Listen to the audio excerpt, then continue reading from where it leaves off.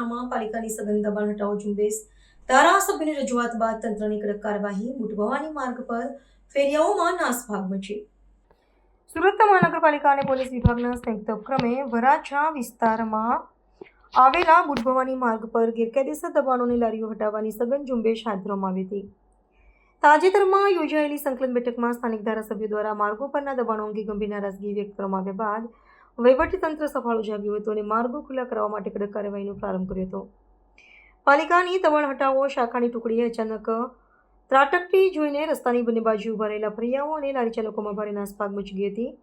અનેક વિક્રેતાઓ પોતાનો માલસામાન બચાવવા લારીઓ લઈને દોડવા લાગ્યા હતા। આ કાર્યવાહી દરમિયાન એક મહિલા શાકભાજી વિક્રેતાએ પોતાની લારી અને માલ જપ્ત થતો અટકાવવા માટે મજબૂરીવશ પોતાનું તમામ શાકભાજી રસ્તા પર વેરી દીધું હતું, જેથી પાલિકાના કર્મચારીઓ તેનો માલ જપ્ત ન કરી શકે। રસ્તા પર શાકભાજી ફેંકી દેતી આ મહિલા વિક્રેતાના દ્રશ્યો અને ચિત્રો સામાજિક માધ્યમોમાં ખૂબ જ ઝડપથી પ્રસારિત થયા હતા, જેને પગલે લોકોમાં વિવિધ પ્રતિક્રિયાઓ જોવા મળી હતી। જોકે આશ્ચર્યજનક બાબત એ હતી કે પાલિકાની ટુકડી ત્યાંથી રવાના થતાં જ આ મહિલાએ રસ્તા પરથી તમામ શાકભાજી એકત્ર કરી લીધું હતું અને ફરીથી વેચાણ અર્થે ગોઠવી દીધું હતું। આ સમગ્ર ઘટનાક્રમ વહીવટીતંત્રની કડક કામગીરી અને રોજગારી માટેની સંઘર્ષ કરતા નાના વિક્રેતાઓ વચ્ચેના વાસ્તવિક પરિસ્થિતિનો ચિતાર આપે છે।